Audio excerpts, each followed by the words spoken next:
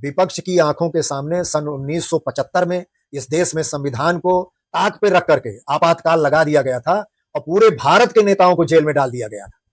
Press की स्वतंत्रता बाधित कर दी गई थी। तो वो क्या आरोप लगाएंगे नरेंद्र मोदी के ऊपर, जो किताब लेकर के ही गए थे, अगर वो प्रधानमंत्री की कुर्सी के लिए आपस में लड़ेंगे।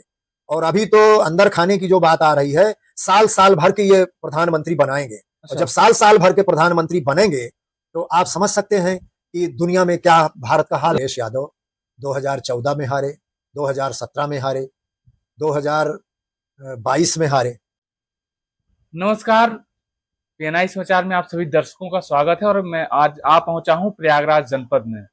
आपको मिलाने वाले हैं हम आज 12वीं लोकसभा के सांसद रहे बांदा और चित्रकूट से रमेश चंद्र द्विवेदी जी पूर्व में सांसद रहे हैं और राजनीति में लंबी पकड़ रही है और लंबा अनुभव भी अगर देखा जाए तो अटल बिहारी वाजपेयी जी के जमाने से राजनीति में सक्रिय रहे हैं और सांसद भी रहे हैं।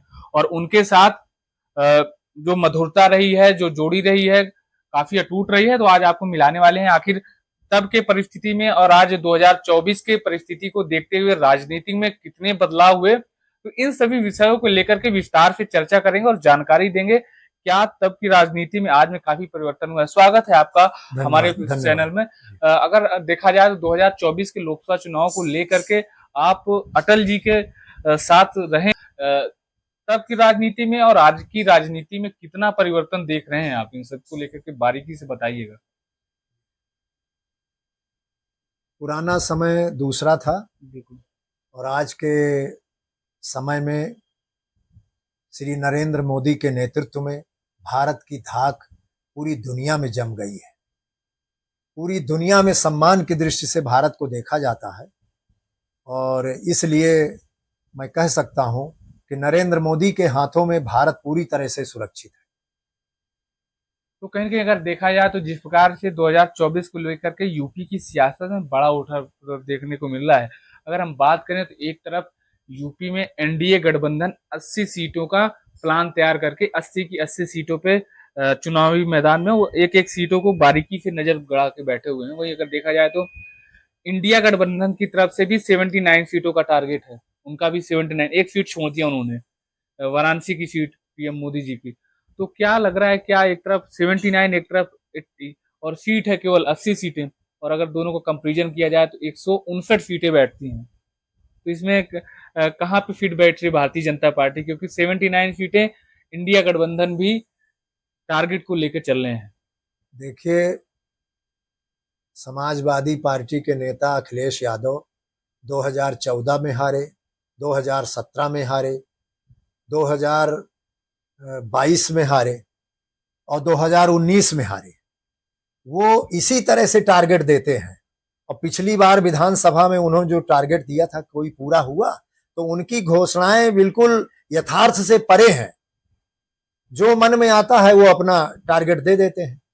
लेकिन भाजपा ने जो कहा था वो उसी के अनुरूप परिणाम आए हैं। और इस बार पिछली बार से 2019 में जब सपा बसपा मिलकर के लड़ी थी, उससे बेहतर परिणाम भाजपा को मिलने वाले हैं। तो अगर देखा जाए तो 19 से 24 में और बेहतर होने की तैयारी है। बिल्कुल, 19 से 24 में बेहतर परिणाम भाजपा देगी और जनता के आशीर्वाद से उसको परिणाम मिलेंगे। क्योंकि अगर देखा जाए तो एक तरफ राहुल गांधी ने ऐलान किया है कि किसानों का कर्ज माफ करेंगे हम सत्ता में आने पर, इसको लेकर क्या कहेंगे?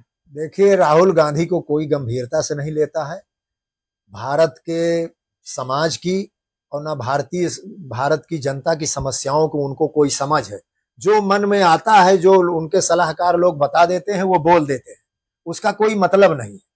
60 साल उन्होंने राज किया, तब उन्होंने कुछ नहीं किया और आज अब वो घोषणाएं कर रहे हैं, झूठी घोषणाएं। तो कहेंगे एनडी गठबंधन भी देखा जाए तो 2024 को लेकर के इंडिया गठबंधन जो बनाया है वो भी इस बार पीएम फेस को लेकर के काफी सस्पेंस में है और पीएम नरेंद्र मोदी के खिलाफ ताबड़तोड़ रैलियां भी कर रहे हैं। तो क्या कुछ असर पड़ेगा इन सभी का कि नहीं पड़ पाएगा? इनकी रैलियों से कोई असर नहीं पड़ेगा। जनता समझ रही है कि परिणाम 4 जून को आएगा, उसके बाद दिल्ली में क्या सिनेरियो होगा। ये सब प्रधानमंत्री की कुर्सी के लिए आपस में लड़ेंगे।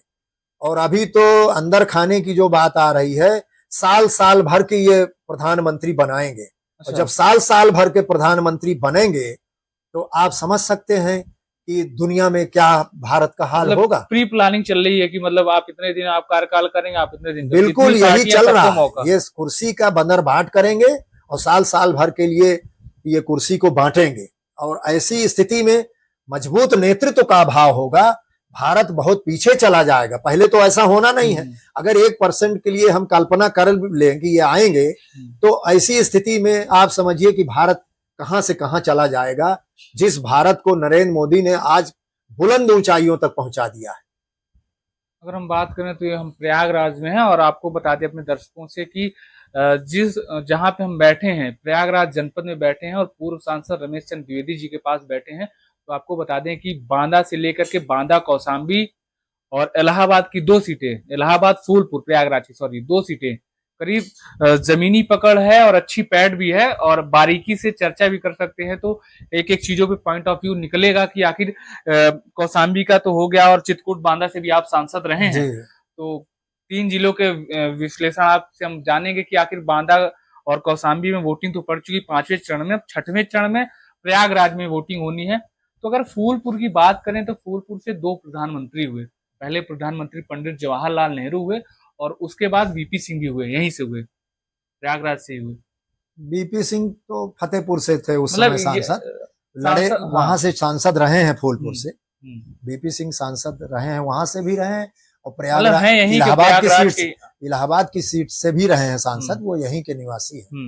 मतलब प्रयागराज ने 2 प्रधानमंत्री दिए हैं। बिल्कुल। तो अगर देखा जाए तो 2 प्रधानमंत्री, और अगर बात करें तो देश की टॉप 10 सीटों में फूलपुर का नाम आता है जी, देश की 10 सीटों में। तो कितनी चुनौती मार रहे हैं आप यहाँ पे फूलपुर को लेकर? फूलपुर में कोई चुनौती नहीं है और फूलपुर की जनता मन बना चुकी है प्रवीण पटेल को चुनने का।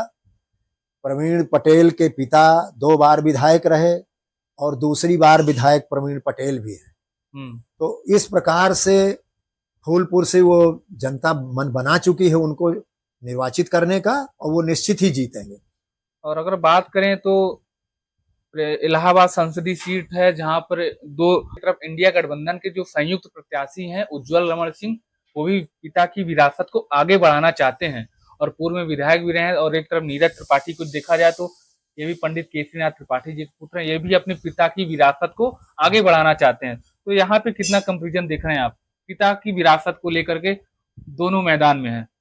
देखिए, विरासत को लेकर मैदान में आना अलग बात है, लेकिन भारतीय जनता पार्टी के प्रत्याशी नीरज त्रिपाठी को नरेंद्र मोदी का वरदहस्त प्राप्त है। भारतीय जनता पार्टी के वो प्रत्याशी है और चूंकि देश की जनता मन बना चुकी है कि फिर से एक बार नरेंद्र मोदी को प्रधानमंत्री बनाना है, तो उसके लिए तीसरी बार प्रधानमंत्री बनाने के लिए मोदी जी को नीरज त्रिपाठी को ही यहाँ की जनता चुनेगी, इसमें कोई दो राय नहीं। क्योंकि उज्जवल रमण जो है अगर देखा जाए तो वो कह रहे हैं कि काफी मजबूत स्थिति में है और दूर दूर तक कहीं कोई चैलेंज नहीं दिख रहा है हम लोग। वो लड़ाई में थे, लेकिन नरेंद्र मोदी के परेड ग्राउंड में सभा के बाद अब वो पीछे चले गए हैं और नीरज त्रिपाठी ही चुनाव जीते। कहीं कहीं अगर इस बार हम बात करें तो प्रयागराज मंडल की जो सीटें, बिल्कुल यहाँ लीड करेगी बीजेपी और सभी सीटें जीतेंगे। तो क्या आपकी बार 400 पार का ये नारा जो भारतीय जनता पार्टी दे और मोदी की गारंटी, कितना सफल हो पाएगा?